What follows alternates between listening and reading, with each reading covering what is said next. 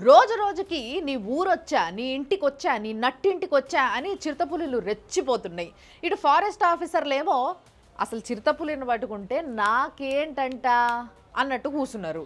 ఇక ఊర్ల జనాలకు ఏ ఆప్షన్ లేక ఏం చేసిరో తెలుసా?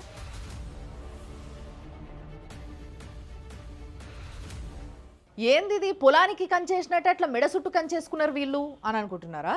మరి ఏం చేస్తారు పాపము, ఫారెస్ట్ ఆఫీసర్లకి చెప్పి చెప్పి ఆ చిరుతపుల్ల గురించి ఎన్నిసార్లు కంప్లైంట్ చేసినా కానీ 1200 బోన్లు పెడతాము, లేకపోతే సర్వేలెన్స్ పెడతాము అని చెప్పేసి చెప్తున్నారే తప్పితే ఏ పని చేస్తలేరు అని చెప్పి చూసి వీళ్ళు రోజు పొలం పనికి పోయేటప్పుడు ఈ మెడ చుట్టూ కంచేసుకొని పోతుర్రు అన్నట్టు.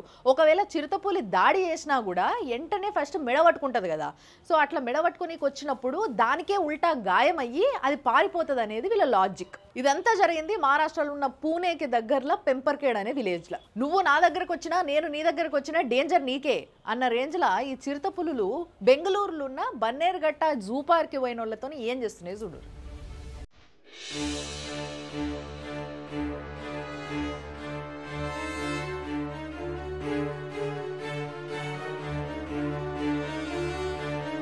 కానీ ఈ మధ్య వాటికి కూడా బాగా ఫ్రస్ట్రేషన్ పెరిగిపోయినట్టుంది. జనాలు కనిపించగానే మీద పడిపోతున్నాయి.